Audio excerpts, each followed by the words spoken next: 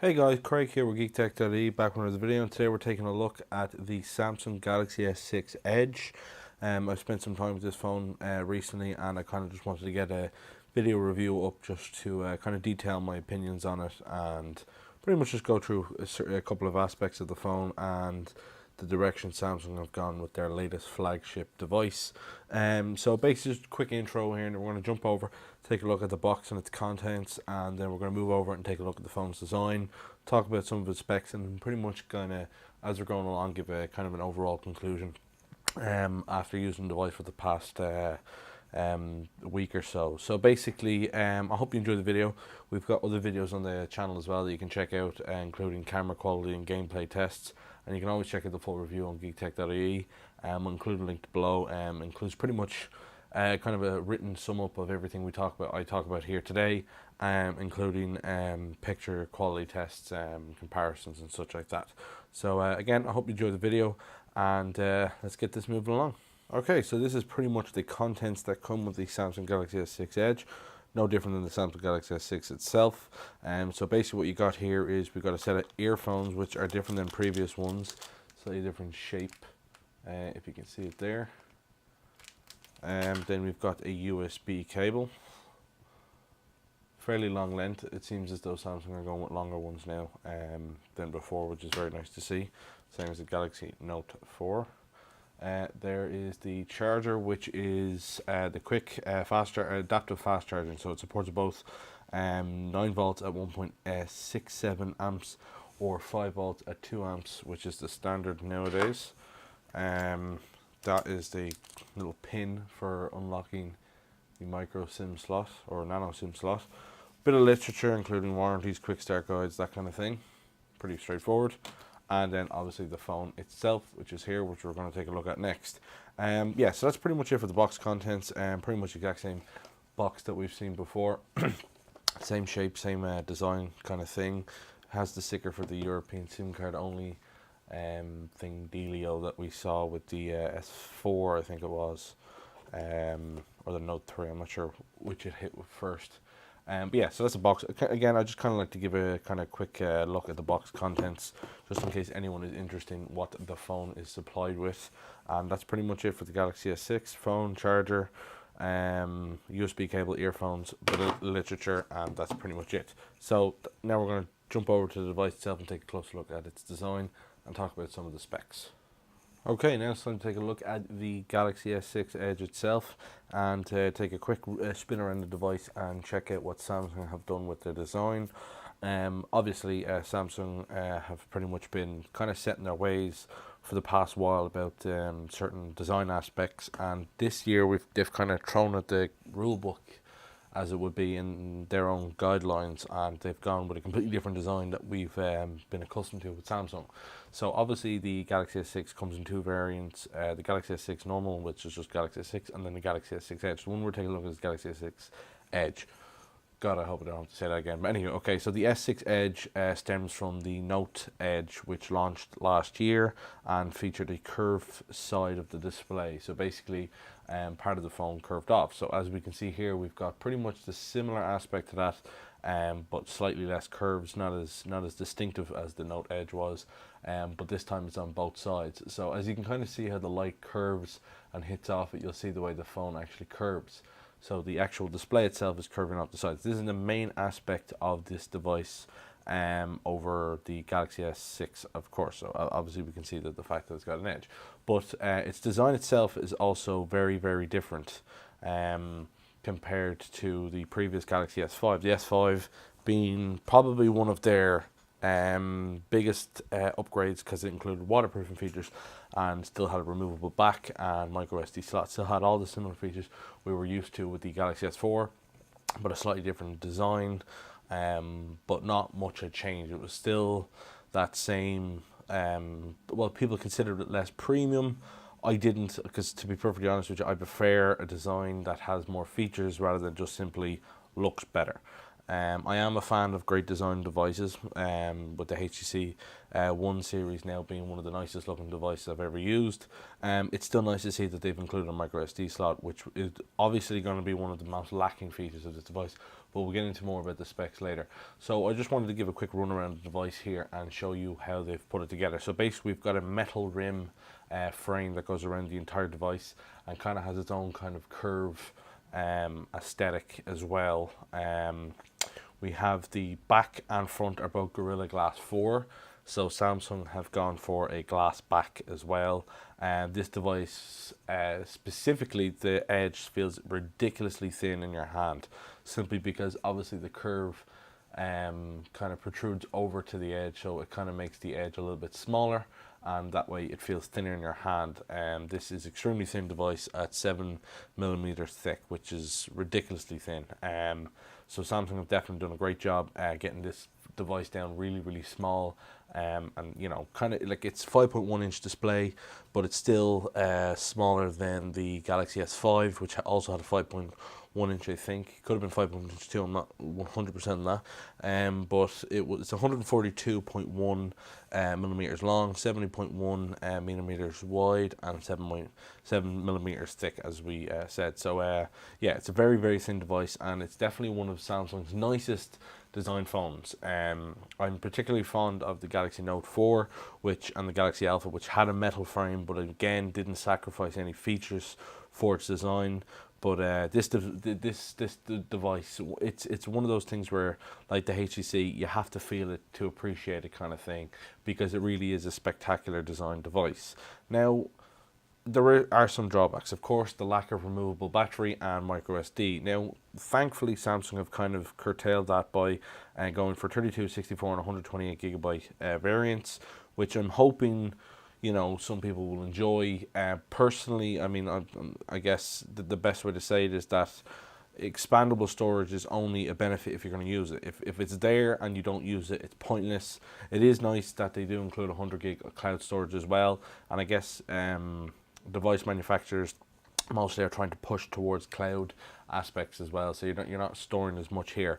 Again, though, I kind of see the negative aspect, which is that we've got bigger games, bigger resolution displays, 4K support, which means memory is still going to be a serious issue with devices, especially when they, you know, you want them to be as portable as possible, and you don't want them to completely rely on a data connection for online, or a data connection for all your content, because it'd be nice to have the ability to have content on the device itself. This is the 64 gig version. I'm not exactly sure. I'm going to check now just live. I have a few games installed, so I don't know how much is on it right away at the beginning, how much is taken up, but I know Samsung have gotten in trouble for that before, so I don't think it would be that much storage. There we go. So right now, 64 gig, I'm using, available space is 45.82, system memory is 8.9, and used space is 8.6. So basically, I'm using up a good few gigs with a few games here and benchmarks and such that are already installed. So the user does get a decent amount of storage available to them at the beginning. However, the increased sizes do increase the cost a good portion. I mean, a micro SD slot is much cheaper, and I know I'm putting a lot of thought into the micro SD, a lot of time into that, but it is definitely a serious concern for those who are looking for expandable storage, and the option just isn't there. And the reason I kind of want to emphasize this is because Samsung have been very steady with their design, and they never removed the removable battery or the micro SD in previous devices. I think the Galaxy Alpha dropped it. I'm not 100%, but I know it had a removable battery, and I thought, why not have a micro SD slot, which is a sad thing. I'm not 100% if that actually doesn't have it. I can't actually remember, but the Galaxy S6 does not, and it's kind of a sad thing to see, because a micro SD 200 gig is the size, and I mean, you can buy 64 gig for much cheaper. And again, it's a limitation, because once you hit your limit, that's it. You have to start deleting stuff. So yeah, so basically their design, while beautiful, does have its drawbacks with feature sets. And again, the removable battery is the other big factor here, because you cannot replace your battery yourself. Now, that's a drawback for me. I instantly I thought, why would they do that? I've always liked the idea of being able to remove my battery. However, I've thought about it over the few years since I've had the Samsung device and other devices, and I've never actually replaced the battery in any of them. I mean, I've had all the Galaxy Note series. I'm a massive fan of them, and I've never once replaced the battery in them. I've never even bought a spare. I never really needed to because they've been huge batteries. So I always thought that maybe it's not as big as a deal as people think it is for not having a removable battery. It would be nice, but it's not something that would have made me hesitant in the decision. But the micro SD is definitely something that has me kind of sideways about devices. And even HTC realised that with the HC1 M7, and they straight away put micro SD slot in the M8. So basically, sorry to kind of drag on there about the micro SD in the slot and stuff that's missing, but it is a big factor in its design, and I hope people understand that it's just something I want to make. It's trying to ascertain where Samsung are going with this and why they would remove the storage, and I can understand some aspects of it, but again, it might be a drawback for some. So I'm just going to quickly run around the device and talk about some of the designs here. As we can see at the bottom, I'll zoom in there. I'm hoping that'll focus okay. We have the speaker grill, microphone, micro USB, and the headphone jack, which is at the bottom now, as opposed to the top, which we've again become accustomed to at Samsung. They've normally been very consistent with their designs, which some people consider a drawback, but I actually quite enjoyed, because I mean, at the end of the day, a new smartphone a year later is about the internal hardware, not just about design change. Because if you cared about design change, you could just go to a completely different manufacturer who had a completely different device. I like consistency with my manufacturers, believe it or not, because to be honest, if they're going to go a completely different direction with every single phone, it might as well be a completely different lineup.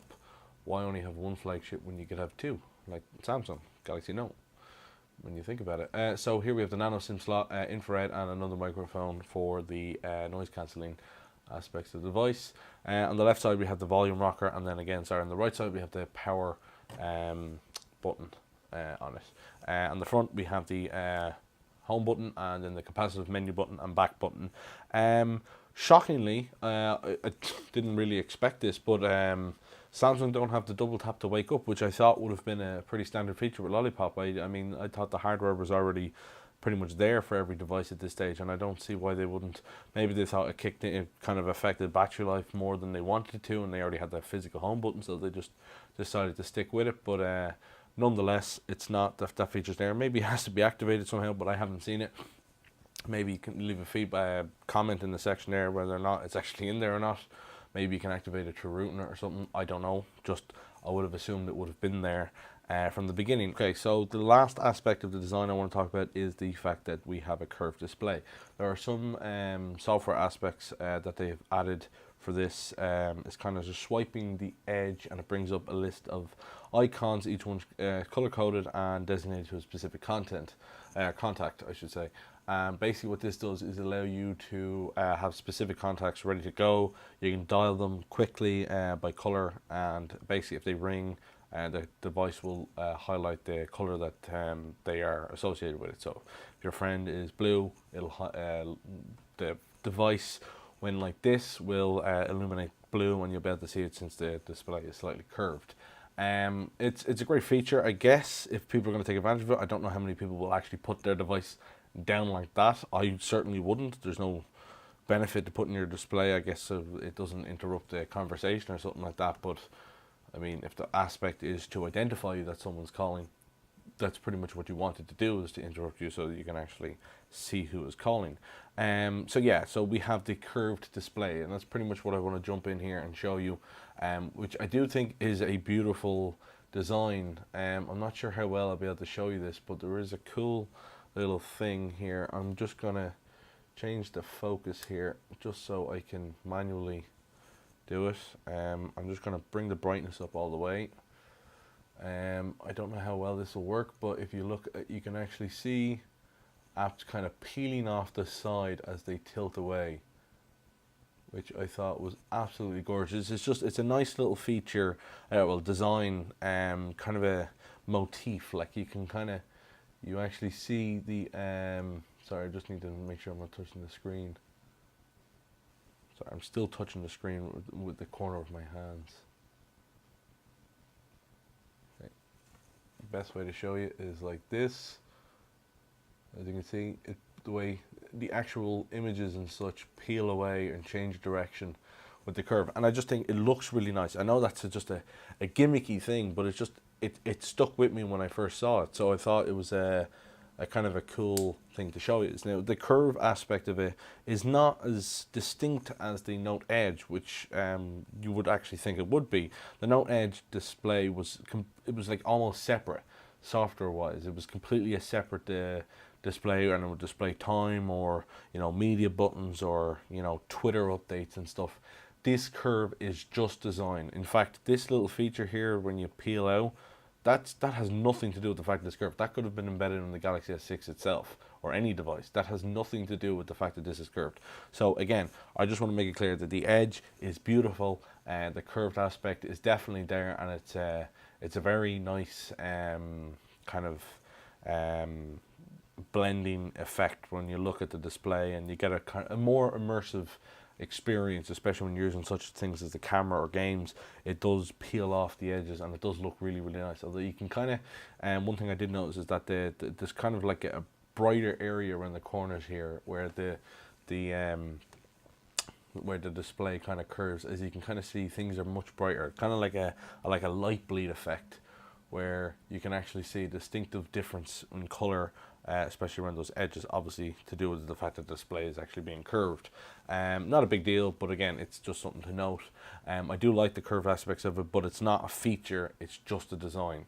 So I just wanted to kind of show that off. Okay, so yeah, so design wise, it is definitely Samsung's nicest looking device. I don't know, like I've played around with the Galaxy S6 itself. It's not that much different than this. Obviously the edge effect isn't really there. I just feel that the design has a kind of a drawback because we've removed two features. The removable battery isn't that big of a deal to me, but I can guarantee that is a massive feature for some people who like to be able to have a charged battery ready to go so they can swap it out, especially business users.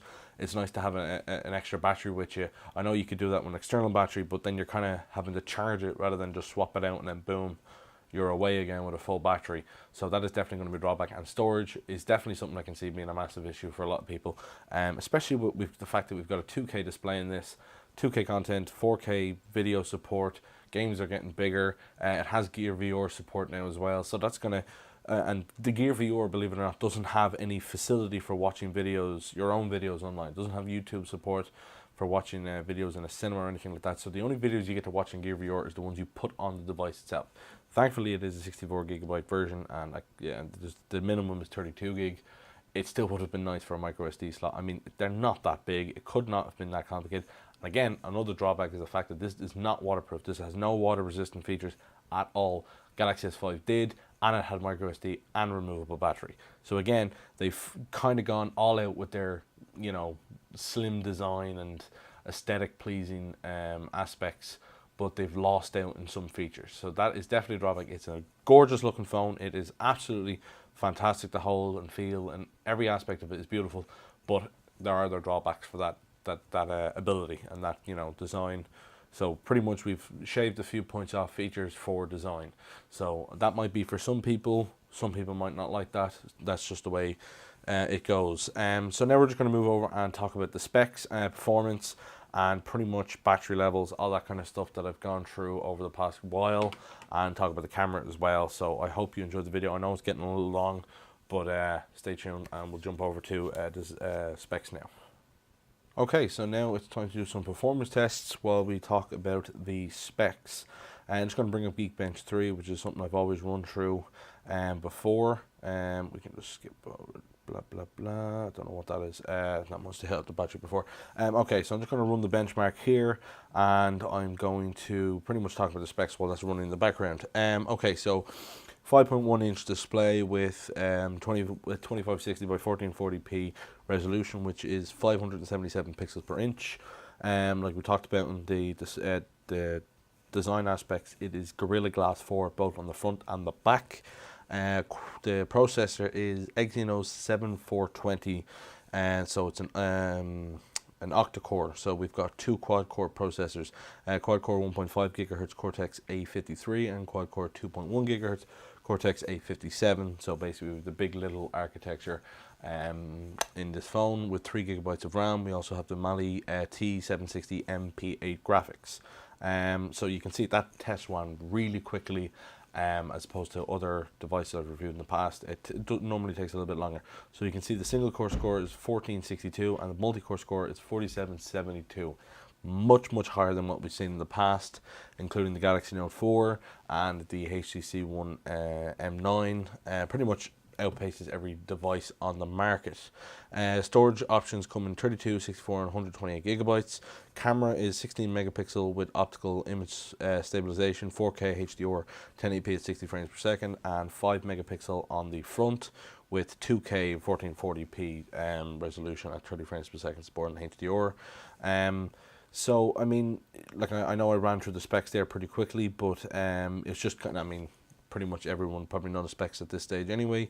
Has all the Wi-Fi, Bluetooth 4.1, 5 gigahertz BGN, AC, NFC, infrared at the top, like we talked about before. Wireless charging is embedded, although it doesn't come with a wireless charger. Obviously, they, you know, if you're not going to use it, but it would have been nice if it was included. And the battery is a 2,600 milliamp battery, so it is less than what we saw. The thinness, obviously, the thin profile is obviously the cause of a drop in the battery level, but performance is impeccable. It's truly the fastest phone Samsung have made, one of the fastest phones available. There's absolutely no sluggishness or anything. I mean, the animations, all of it is absolutely gorgeous, as you can see.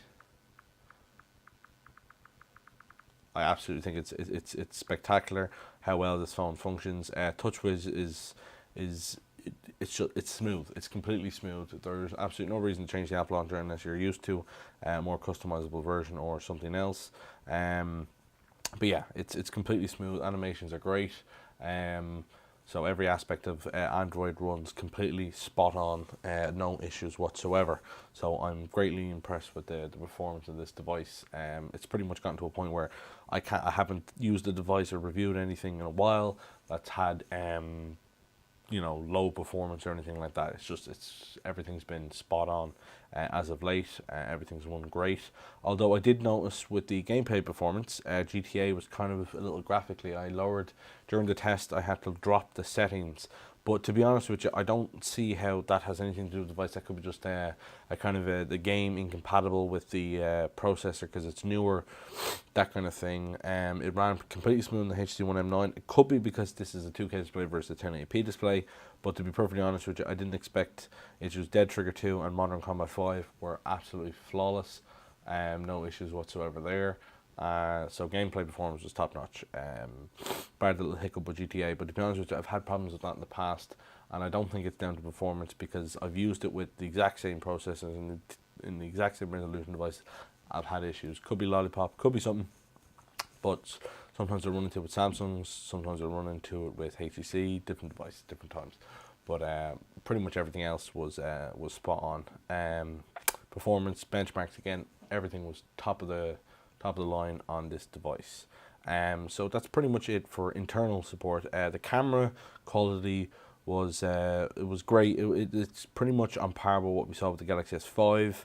The video stabilization, if that was off, the videos were extremely wobbly. I'd say it's kind of a weird kind of warping effect at times as well. You can check out those videos for yourself, kind of get an idea of what I'm talking about. But yeah, there was a little weird warp effect. Thankfully, video stabilization HDR is there and they work really well. So I do highly suggest turning them on if possible. If you're using 2K or 4K, those features disappear. 2K and 4K, well, mostly 4K. I mean, I know some people record in 2K because it's a 2K display. You get a bigger benefit out of it. There's no real point in recording in 4K. They do look better, but file size, you have to be kind of wary of that. They will go up. And I like the extra quality is noticeable when you're watching on 2K. But since most people are going to be watching their videos on a computer, uploading YouTube, sharing on Facebook, no one's really going to benefit from a higher resolution video, so there's no real benefit. And again, the one thing, you know, the whole lack of micro SD slot and limited storage kind of thing, it's probably wise to just stick to 1080p and get the HDR and video stabilization benefits as well. So I don't really recommend 2K or 4K video recording. It's just not really beneficial at the moment. So that's pretty much it. I don't really take pictures with the front-facing cameras. I never really talk about them simply because I don't really care. I mean, it's just I don't think people have ever put effort into caring about these. I mean, I've never seen anyone go, oh, that's got a great front-facing camera, so I'm going to buy this phone instead of that one. I don't see it. Like, I mean, it's not one of the most talked about specs, but it does seem that, you know, camera manufacturers, Samsung, HTC, they're all putting more effort into these because they think people are taking more selfies, and this might be something beneficial, but at the same time, they're giving the ability to take a selfie with the back camera by putting your finger over the heart rate sensor thing there. So I don't know if it's something people are going to care about. Quality is pretty much what you would expect from a 5 megapixel camera. It's decent enough. Low light performance isn't the best, but I mean, I don't think anyone's ever going to complain about a selfie camera not being of high quality, especially when there's a 16 camera right there that can pretty much do the same job. So yeah, so I mean, my overall opinion on the Galaxy S6 is kind of mixed. For a few different reasons. Battery performance was pretty much on par with the Galaxy S5. I got through a day usage with well over 30% battery life left, but what you have to understand is that we do have a higher resolution display, so it is an improvement, but that's mostly down to the better processor, which is pretty much doing its job in there by having the lower 4 cores. To be honest with you, the drawbacks of this device are very evident because Samsung have clearly gone with a design, I mean, that's their main focus here, is the design aspect of it. I mean, they've done a great job on performance and features. The specs are fantastic, but at the same time, they removed 2 of them for a better design. I mean, that's just where it's kind of drawn a line for me because to me, I've always thought the Sony devices were amazing because the fact is that their designs improved with every iteration, but at the same time, they made sure to keep a micro SD, keep waterproofing features. They didn't have a removable battery, but again, as I've said before, it's not that big of a deal because I've never actually replaced the battery on a phone. And I know a lot of people will, and that's just a decision that they're going to have to make. They're going to say, okay, I cannot buy this phone because of this. But I mean, that's just, you know, where they draw the line. For me though, I mean, if you're looking for a device that looks amazing, has excellent performance, great camera, great, you know, pretty much everything, but doesn't have a micro SD slot, and you know, you're not going to go wrong with the Galaxy S6. It truly is a remarkable device and is one of Samsung's finer looking devices that they've made. That being said, I don't know how much better it is over the S5, in the sense is that the S5 had a beautiful display, had a fantastic camera, had waterproofing features, and had removable battery and a micro SD slot. I love the Galaxy S5 because it was, in all intents and purposes, a great design device, very slim, very easy to use. There was no, like, you know, real drawbacks. That was Samsung's best device. This is Samsung's best looking device, but I still think the Galaxy S5 has a kind of, you know, unless you're getting the S6 Edge, you're not going to have much of a design to hold on to. I mean, the Edge is pretty much where this device has its kind of features. I mean, the Galaxy S6 is beautiful and all, but it really is just a dual-sided glass device with metal frame, and that's just, I mean, I prefer the Galaxy Note 4 design or Galaxy Alpha design over that, because that's a metal frame, but it has a removable back cover and thing. Just basically, it all comes down to the fact is that they made a better design, but they removed features to do so, and I just don't see why that was necessary. Nonetheless, it is a beautiful device and performs wonderfully. No issues in performance. Camera is spectacular with its, you know, wobbly nature if you don't have HDR video stabilization turned on. But you know, that's just basically, they have those features for that exact reason. So nothing too negative there. So I mean, I'm happy with the device, but it's just kind of like, I not to say I expected more, but if you're going to go all out for the design and remove features to make it even better, it's just it feels like the Galaxy S6 Edge is just not that much better. It's not, the design isn't enough to make me go, okay, it's okay that you removed those features for this design. It's beautiful and is Samsung's best design, but I mean, it's just, to me, I guess it comes down to one thing. I would put a cover on a phone. That's probably the reason why I'm kind of hesitant over this, is because no matter what device I get, I put a cover on it. So even a great looking device like the HTC One M8 or M9 or M7, I should say, they're mostly the same, I still put a cover on them because I want to protect my device. And I mean, there are beautiful covers out there that will do exactly that. And I mean, the feel of this device and such is great. So it's like the edge is the only design difference, and it's just not that, it's not enough to make me not miss the micro SD, not miss the expandable storage, or the fact that I could remove the removable back cover. That's just it. It's that simple. And this device is way more expensive to manufacture compared to the Galaxy S5, simply because of the yield rates of the curved glass and such. So basically the benefit of the design is there. It's just most people, I don't think, are going to see it. You know, obviously it's going to be popular because people love the designs and stuff like that, and that's, phones are becoming more an accessory kind of thing rather than an actual, you know, device that performs a task. So I mean, that's obviously understandable, and that's just the way it is.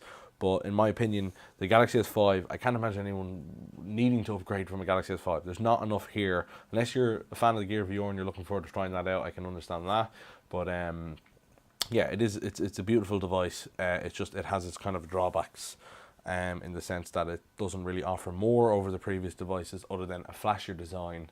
And it is a better display, no doubt, but not that much better. So I hope you enjoyed the video. Definitely leave a comment if you have an opinion on this, if you think Samsung went in the right direction.